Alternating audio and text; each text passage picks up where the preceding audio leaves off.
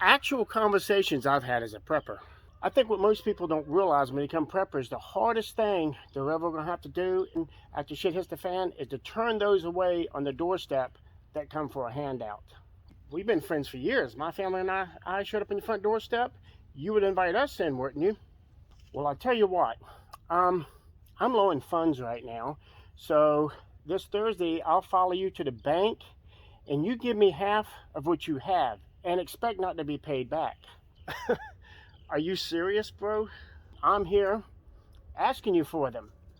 And think about this, though. Whatever answer you give me right now is the exact same answer I'm going to give you and your family when y'all show up at my doorstep after shit hits the fan. What do you say? True story. This guy and I were really close friends for 3 years. After that day, he's never talked to me again.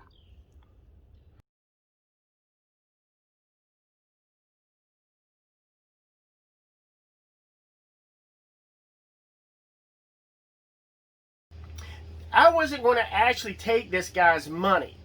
This was a test. If he had agreed to just give me something, I wouldn't have taken it, but it would showed me his character. But him deciding he wasn't going to give me anything now, but I was supposed to take care of his family after shit hit the fan, it showed his true character. The guy was a friend of 3 years, and I don't care how long you know someone, you don't know how their mind works. And that's exactly what that test was, to see how their mind worked. They failed. But if that's the way they feel, no love lost.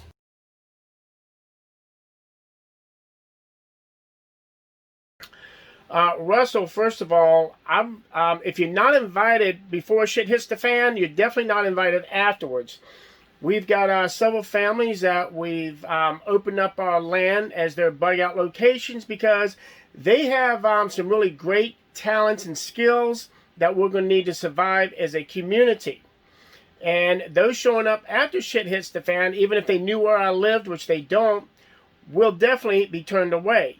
Now, if someone shows up that we don't know and claims to have special skills, we'll have them prove it. And if we think that it's something that will help our small community to thrive, then we'll take a vote on it, and that's the way they'll come in.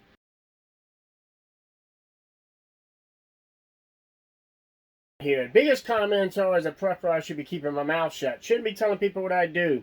I'm sorry, I don't believe that. You see, I belong to several Facebook prepping groups, other websites, social media prepping groups, things like that.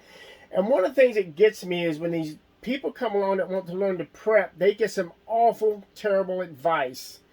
And due to certain circumstances, I talked to my wife, and I felt the need to get out there and teach people who want to learn to prep.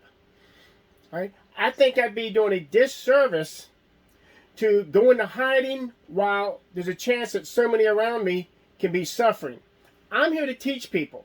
You don't know everything about me. You don't know where I live. You don't know my setup around home. So I'm not worried about putting myself out there. I'm worried about people not getting the knowledge of prepping that they're seeking.